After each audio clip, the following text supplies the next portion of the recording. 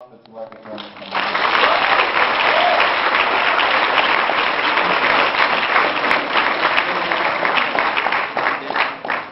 Thank you very much, everyone.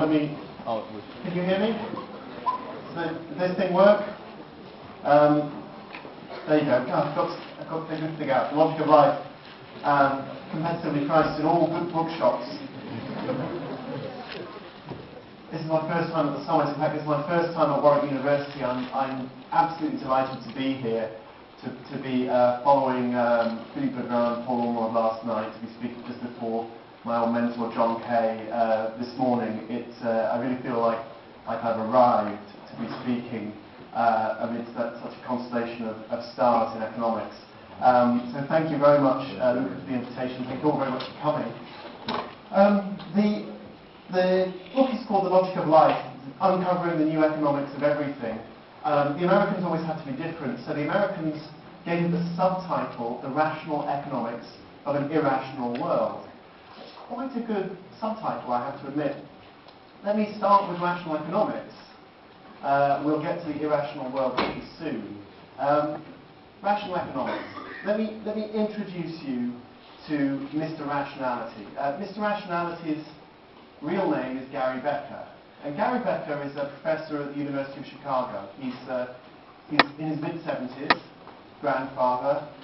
He's tall, he's slim, paper-thin skin, wispy white hair. He's quite charming, he's very polite. He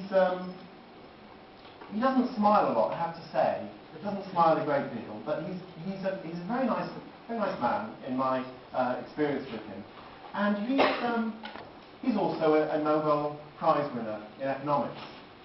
And Becker won the Nobel Prize for applying economics to what doesn't normally, it isn't the commercial sphere of life, it isn't the financial sphere of life. So he started off with the economics of education. That wasn't looking at whether economies grew if you had lots of education. He was looking at the decision to go to university as a financial investment. Did it pay off in terms of human capital? He looked at the economics of discrimination. He looked at the economics of marriage, the economics of addiction. And in each of these cases, what he was doing, when we use the word economics, what he was doing was saying, well, this is an economic decision, not in the sense that it's based on money, not in the sense that people are motivated financially, but it's an economic decision in the sense that there are costs and benefits. There could be spiritual benefits, there could be health costs, and not money. There are costs and benefits to all these decisions, and that people are able to weigh them up, to do some kind of cost-benefit analysis when they think about what they're going to do. To really understand where Becker's coming from, probably the best person to go to is Becker himself in his speech when he was accepting the Nobel Prize back in 1992. And he told a story about running late to examine a PhD student. Now, as you will probably appreciate, the day that you were examined for your PhD is the most important day of your academic life. And Becker, as a professor of economics, knew this very well. He was running late, and he thought to himself, the only way that I am going to be able to be on time for this examination is if I park illegally. So he started weighing up the costs and benefits. Well, how often do I see traffic wardens on this street? How likely would I be to actually get a ticket? And if I did get a ticket, well, how much would it cost me? I can't remember. Are they $10? Are they $30? Are they $100?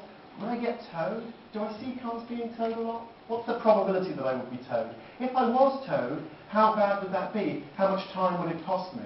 And then try and put a financial value on that time. And weighing up all those costs against the benefits of not being late. There's no financial benefit to not being late, but there's a reputational benefit. There's a spiritual benefit. Becker would just, not feel like such a lousy professor if he was able to turn up on time. He weighed all these things up, and he parked illegally. He walked into the viva.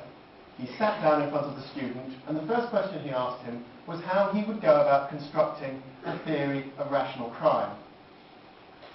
There's a happy ending to the story. I guess there are two happy endings to the story. The first one is that the student passed. The second one is that Gary Becker didn't get a ticket. So there's your theory of rational crime. You know, this is how people commit crimes. They weigh up the costs and benefits, they think about the risk of punishment, they think about the rewards of committing a crime, and then they may decide whether to commit a crime. And there we go, the logic of life, applying economic thinking to everyday decisions. So that won't really quite do, will it? That's not quite good enough. Let me tell you another story that doesn't have a happy ending. I used to live in Washington, D.C., and 2 summers ago, I was walking along 15th Street with my wife and with my 13-month-old daughter wriggling away in a baby carrier on my back. And if you know Washington, D.C., you'll know the summers get pretty hot. It was a sticky June evening. A lot of people out on the streets. We'd gone out for ice cream to Sweet Licks on 17th and R. I thoroughly recommend it if you get a chance to go. We were walking back, just 2 or 3 blocks from the ice cream parlour to our apartment, and just talking, and our conversation was interrupted by a scream from across the road.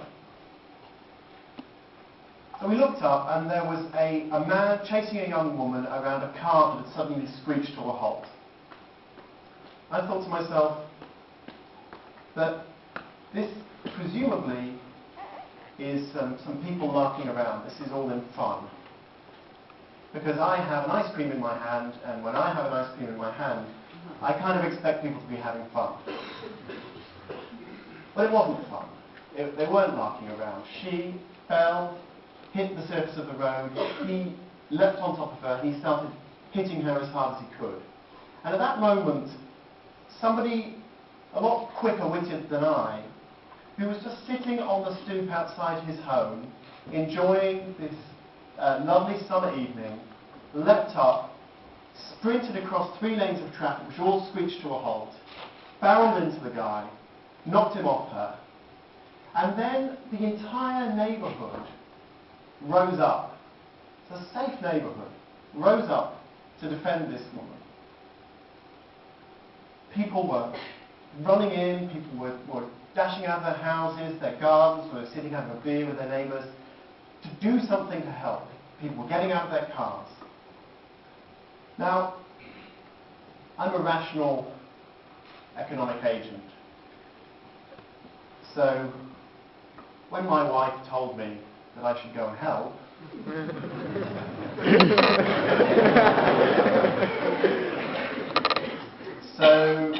so I unclipped the baby carrier, and my wife took the baby, and I trotted across the road with a baby carrier flapping behind me in the breeze. And when I got there, I realised that possibly my wife had not adequately evaluated the costs and benefits on my behalf. Because all 3 of the figures that were there, that were struggling there, were covered in blood. And it was quite clear to me that there was a knife involved. I didn't know where the knife was.